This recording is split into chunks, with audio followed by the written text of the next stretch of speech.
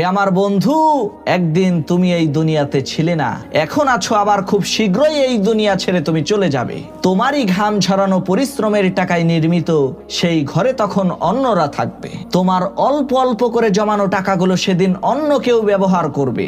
যদি সুন্দরী স্ত্রী রেখে যাও, তাহলে তোমার স্ত্রীকেও অন্য একজন বিয়ে করে নেবে। তোমার এই কমনীয় ত্বক, মজবুত বাহু আর সুদর্শন চেহারা সব কিছুকেই পোকামাকড় খেয়ে ফেলবে। ওই 3.5 হাত মাটির গর্তের মধ্যে তোমার নিথর দেহের শুধু হাড্ডিগুলো পড়ে থাকবে। ঘরের দেয়ালের কোনো এক জায়গায় হয়তোবা তোমার একটা ছবি ঝুলবে। কিছুদিন পর তোমার মা বাবাও তোমাকে ভুলে যাবে, তোমার স্ত্রী সন্তানও তোমাকে আর মনে রাখবে না। তারা তাদের নিজেদের কাজ নিয়েই ব্যস্ত হয়ে যাবে। হে আমার বন্ধু, তুমি মনে রাখবা, কেউ তোমার সাথে কবরে যাবে না, তোমাকে একলাই যেতে হবে। তাই মরণের প্রস্তুতি নাও। এই দুনিয়ার মধ্যে সেই ব্যক্তি সবচাইতে বুদ্ধিমান যে সর্বদাই মৃত্যুর জন্য প্রস্তুত থাকে।